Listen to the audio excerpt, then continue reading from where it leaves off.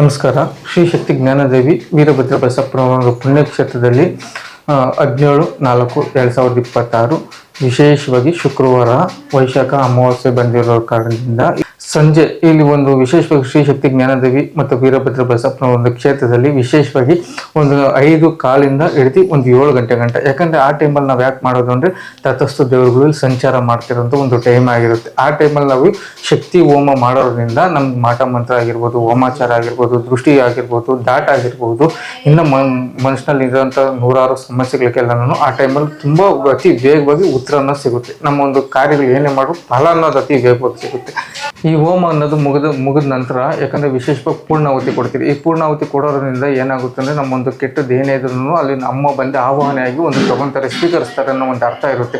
ಆ ಟೈಮಲ್ಲಿ ನಮ್ಮೊಂದು ದೃಷ್ಟಿ ಆಗಿರ್ಬೋದು, ಅವು ಒಂದು ತಡೆ ಅನ್ನೋದು ಆ ಒಂದು ನಿವಿಳಿಸ್ಬಿಟ್ಟು ಆ ಹೋಮದಲ್ಲಿ ಹಾಕೋದ್ರಿಂದ ಅತಿ ವೇಗವಾಗಿ ನಮ್ಮೊಂದು ಏನೇ ಒಂದು ಸಮಸ್ಯೆ ಇದ್ರೂ ಮಾಟ ಮಂತ್ರ, ಹೋಮಾಚಾರ, ಇನ್ನೊಂದು ಮತ್ತೊಂದು ಮನುಷ್ಯನಲ್ಲಿ ಇರೋ ನೂರಾರು ಸಮಸ್ಯೆಗಳಿಗೆಲ್ಲನೂ ಅತಿ ವೇಗವಾಗಿ ಇಲ್ಲಿ ಉತ್ತರ ಅನ್ನೋದು ಸಿಗುತ್ತೆ. ಮತ್ತು ವಿಶೇಷವಾಗಿ ಉಚಿತವಾಗಿ ಏಕೈಕವಾಗಿ ಗಾಳಿ ಸಮಸ್ಯೆ ಅನ್ನೋದಿಲ್ಲಿ ಪರಿಹಾರನೂ ಸಿಗುತ್ತೆ. ಅಮಾವಾಸ್ಯೆ ಹುಣ್ಣಿಮೆ ಟೈಮಲ್ಲಿ ಮಾತ್ರನೇ ಇದು ಉಚಿತವಾಗಿ ನಡೆಯುವಂಥದ್ದು.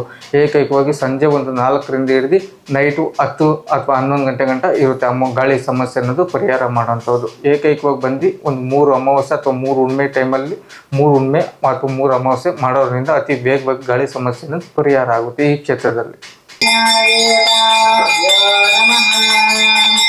ಓಂ ನಮಃ